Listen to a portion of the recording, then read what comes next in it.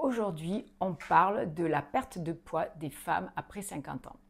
Donc c'est un sujet qui me tient à cœur parce qu'on entend souvent parler, après 50 ans, les femmes sont ménopausées, c'est normal qu'elles n'arrivent pas à perdre du poids. Non, c'est pas vrai, c'est pas une fatalité. C'est pas parce que la femme arrive à 50 ans ou qu'elle dépasse les 50 ans qu'elle est ménopausée qu'elle n'arrivera plus à perdre du poids. Personnellement, j'ai 56 ans, je n'ai pas pris de poids, ça fait plus de 6 ans que je suis ménopausée. Maintenant, je vais vous parler des 6 erreurs silencieuses qui vont vous éviter de continuer à prendre du poids et qui vont vous permettre, si vous ne faites pas ces erreurs, de perdre du poids, même si vous avez 50 ans, même si vous avez dépassé 50 ans, et d'ailleurs même si vous en avez 60.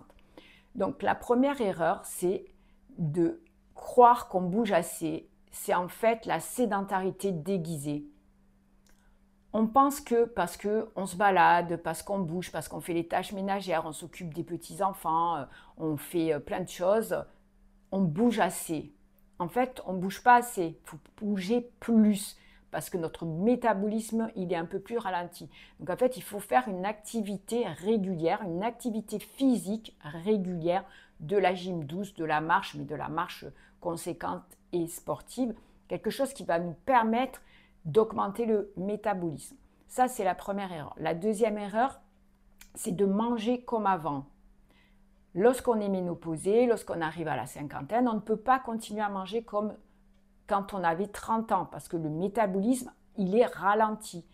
Donc déjà, mon conseil, ça serait de manger plus de protéines, d'éliminer tout ce qui est produits transformés, ultra transformés, d'éliminer tout ce qui est sucre, sucrerie, sucre déguisé, sucre rapide, de ne pas manger de féculents ou très peu le soir, favoriser plutôt le quinoa, les céréales.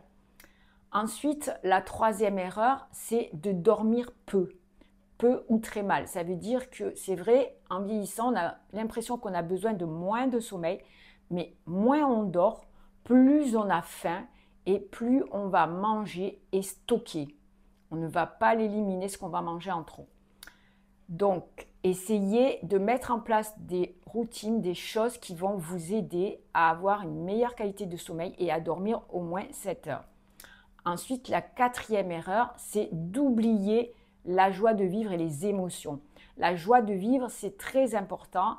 On va pouvoir jouer sur tout ce qui est gaieté, envie. En fait, on va stimuler les hormones du bien-être et du bonheur. Et ça va nous permettre de stimuler la perte de poids.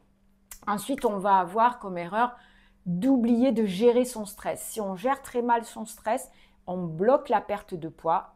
Donc, en faisant des choses comme la relaxation, la respiration consciente, en stimulant le nerf vague, comme j'ai proposé dans d'autres vidéos, vous allez pouvoir gérer au mieux ce stress et stimuler une perte de poids.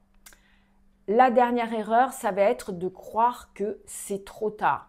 Ah ben on a 50 ans, on a 60 ans, c'est trop tard maintenant, on ne va pas réussir à perdre du poids. Non, tout ça, ce sont des peurs, ce sont des idées reçues, ce sont des limitations et des blocages qu'on a dans notre tête, dans notre ego, dans notre esprit. Donc, si vous voulez vraiment, vous pouvez. Il faut vraiment se fixer ces objectifs-là, se dire et dire à son cerveau, je veux, je peux. J'ai vu des transformations, des pertes de poids de femmes de plus de 60 ans, 65 ans. Bien sûr, on ne va pas décider de perdre 30 kilos, il faut que ce soit quand même raisonnable. Donc, avec toutes ces astuces, je vous garantis que, avec de la patience bien sûr, il ne faut pas vouloir y aller d'un coup, en un mois, je perds mes 10 kilos. Non, non. Déjà, c'est petit à petit, pas après pas, progressivement, en ayant des bonnes habitudes, en instaurant de meilleures habitudes, de meilleure hygiène de vie. Donc, ça veut dire attention à l'alimentation, attention à bouger plus, à comment vous bougez également. On ne va pas vous demander non plus de courir un marathon. Et à travailler sur l'émotionnel, la joie de vivre, l'amour de soi. Donc, si vous voulez en savoir plus, j'ai des programmes pour les femmes de plus de 50 ans. N'hésitez pas à me poser des questions, que ce soit en MP ou sous la vidéo. Et bien sûr, si ces conseils vous ont aidé, si cette vidéo vous a plu, si vous voulez plus de conseils de ce genre, n'hésitez pas à mettre des commentaires sous la vidéo, à vous abonner à ma chaîne YouTube où vous trouverez des exemples de nutrition, des exercices aussi pour le mouvement et des conseils pour gérer votre émotionnel. Voilà, donc je vous dis prenez soin de vous.